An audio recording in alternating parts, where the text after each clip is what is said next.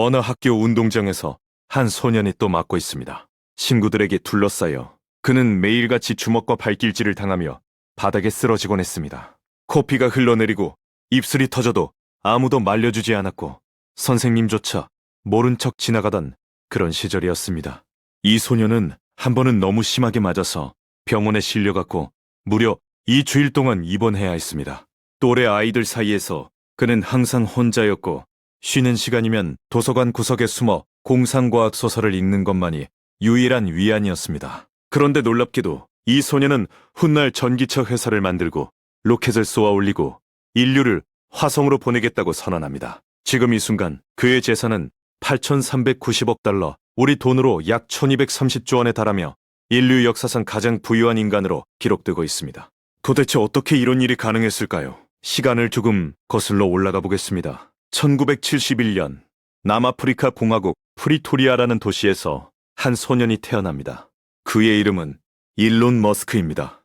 아버지는 전기기술자였고 어머니 메이 머스크는 캐나다 출신의 영양사이자 모델이었습니다. 겉으로 보기에는 평범한 중산층 가정이었지만 그 안에는 깊은 균열이 숨어 있었습니다. 부모는 일론이 9살 되던 해에 이혼했고 그는 아버지와 함께 살게 되었는데 훗날 아버지와의 관계가 자신의 인생에서 가장 어두운 그림자였다고 회고합니다. 집에서도 학교에서도 마음 붙일 곳이 없었던 이 소년에게 유일한 친구는 책이었습니다. 하루에 10시간 넘게 책을 읽었고 동네 도서관의 책을 전부 읽어치울 정도로 활자 속에 빠져 살았습니다. 그리고 12살이 되던 해에 운명을 바꾸는 한 가지 사건이 벌어집니다.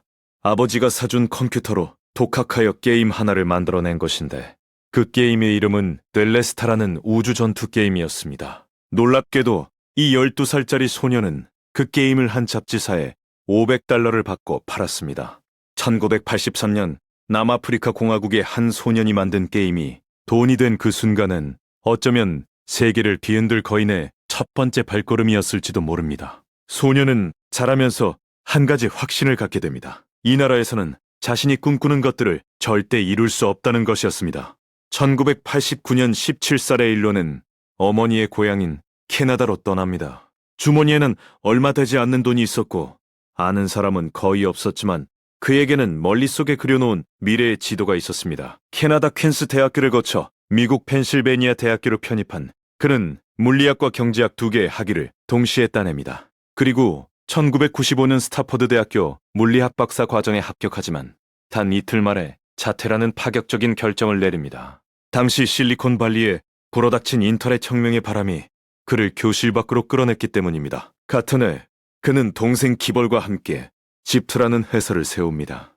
인터넷으로 지역 정보를 제공하는 사업이었는데 형제는 사무실에서 잠을 자고 낮에는 코드를 짜고 밤에는 영업을 뛰었습니다. 1999년 이 작은 회사가 컴팩이라는 컴퓨터 기업에 3억 7천만 달러에 팔리면서 스시 7살의 일론은 2,200만 달러를 손에 쥐게 됩니다.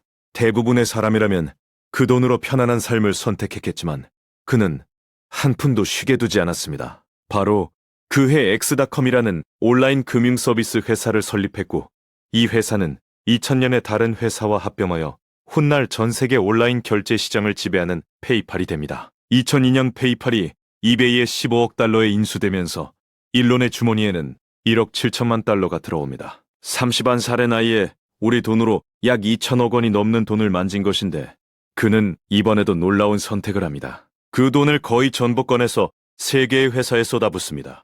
전기차 회사인 테슬라에 투자하고 민간 우주 탐사 기업 스페이스X를 설립하고 태양광 에너지 회사까지 시작한 것입니다.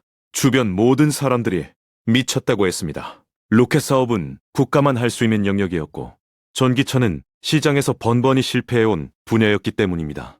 하지만 그의 눈에는 다른 사람들에게 보이지 않는 무언가가 보이고 있었습니다. 맞고 괴롭힘 당하던 소년 시절 책 속에서 발견한 인류의 미래라는 거대한 그림이 바로 그것이었습니다. 그리고 곧 지옥이 시작됩니다. 2006년 스페이스X의 첫 번째 로켓 팰컨 1이 하늘로 솟아오릅니다. 발사 33초 만에 불덩이가 되어 바다로 추락합니다. 2007년 두 번째 발사 역시 실패합니다. 2008년 4번째 발사도 하늘에서 산산조각이 났고 이 로켓에는 인기 배우의 유해까지 실려 있어서 전 세계 언론이 대서특필합니다. 3번의 연속 폭발로 스페이스X의 자금은 바닥을 드러냈고 딱 한 번의 발사 비용만 남은 상태에서 회사는 문을 닫을 위기에 처합니다. 같은 시기 테슬라도 지옥 속에 있었습니다. 첫 번째, 전기차 로드스터의 생산은 끊임없이 지연되었고 비용은 눈덩이처럼 불어났으며 2008년 세계 금융위기까지 겹치면서 파산이 코앞까지 다가옵니다. 일로는 이혼과 동시에 개인 재산까지 모조리 쏟아부어야 했고 친구에게 생활비를 빌려야 할 정도로 군지에 몰립니다. 이때 그가 남긴 말이 있습니다. 나는 눈을 뜨면 악몽이 시작되고 눈을 감으면 악몽이 끝나는 그런 나날을 보내고 있었다고 말입니다. 그런데 2008년 9월 28일 네 번째이자 마지막 기회였던 펜컨 1 발사가 성공합니다. 민간 기업이 만든 로켓이 지구 궤도에 도달한 인류 역사상 최초의 순간이었습니다. 그리고 불과 몇 주 뒤 나사가 스페이스X와 16억 달러 규모의 계약을 체결하면서 회사는 극적으로 살아납니다. 테슬라 역시 2008년 크리스마스 이브에 가까스로 투자금을 확보하며 파산의 문턱에서 돌아옵니다. 마치 영화 같은 이야기이지만 이 모든 것은 실제로 일어난 일입니다. 왕따 소녀는 3번의 폭발에도 4번째 로켓을 쏘아 올렸고 파산 직전에도 포기라는 단어를 사전에서 지워버린 것입니다. 여기서 멈추었다면 이것만으로도 대단한 이야기가 되었을 텐데 그의 진짜 이야기는 사실 여기서부터 시작됩니다. 테슬라는 2012년 모델 S를 출시하며 전 세계 자동차 산업에 충격을 줍니다. 기존 자동차 회사들이 100년 넘게 쌓아올린 내연기관의 성벽을 전기차 한 대가 무너뜨리기 시작한 것입니다. 사람들은 더 이상 전기차를 장난감이라 부르지 않았고 테슬라의 주가는 하늘 높은 줄 모르고 치솟았습니다. 2015년에는 스페이스X가 패컨 9 로켓을 발사한 뒤 다시 지상으로 착륙시키는 데 성공합니다. 로켓을 재활용한다는 것은 우주 여행의 비용을 획기적으로 낮출 수 있다는 뜻이었고 이것은 우주 산업의 판도를 완전히 바꾸어 놓습니다. 하지만 일론 머스크는 여기서 또 한 번 모두의 예상을 뒤엎습니다. 2016년 그는 터널을 파는 보링 컴퍼니를 세우고 2017년에는 인간의 뇌와 컴퓨터를 연결하겠다는 뉴럴링크를 설립합니다. 그리고 2022년에는 트위터를 44억 달러에 인수하여 X라는 이름으로 바꾸면서 소통의 영역까지 손을 뻗칩니다. 이쯤 되면 이 사람이 도대체 잠은 자는 것일까 하는 의문이 들 수밖에 없습니다. 실제로 그는 일주일에 100시간 넘게 일한다고 알려져 있고 공장 바닥에서 잠을 자기도 한다고 합니다. 2023년 출간된 월터 아이작슨의 전기에 따르면 어린 시절 맞고 괴롭힘 당했던 경험이 그에게 극단적인 고통 내성을 심어주었다고 분석합니다. 누군가는 그를 천재라 부르고 누군가는 그를 괴짜라 부르지만 두정할 수 없는 사실이 하나 있습니다. 그는 실패를 두려워하지 않는 것이 아니라 실패를 반복하면서도 절대 방향을 바꾸지 않는 사람이라는 것입니다. 2024년 미국 대선에서 도널드 트럼프 후보를 공개 지지하며 정치 영역에까지 발을 들여놓았고 트럼프 대통령 취임 이후에는 정부 효유부라는 조직을 이끌며 미국 연방정부의 비효율을 줄이겠다고 나섭니다. 2025년 5월에 정부 효유부에서 떠나긴 했지만 그가 남긴 파장은 미국 정치 지형에 깊은 흔적을 새겼습니다.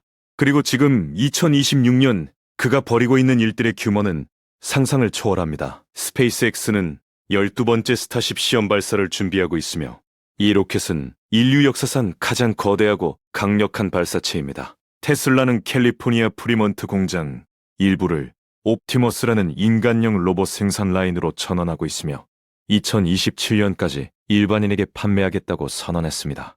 뉴럴링크는 2026년부터 뇌이식 장치의 대량 생산에 돌입한다고 발표했고 거의 전 과정을 자동화된 수술 방식으로 전환하겠다고 합니다. 인공지능 회사 xAI의 그록이라는 모델은 빠르게 진화하고 있으며 일론은 2026년에 인간 수준의 범용 인공지능이 등장할 것이라 예측했습니다. 2026년 1월 스위스 다보스 세계 경제 포럼에서 그는 2030년이 되면 인공지능의 지능이 전 인류의 지능 총합을 넘어설 것이라는 발언을 하며 세계를 놀라게 합니다.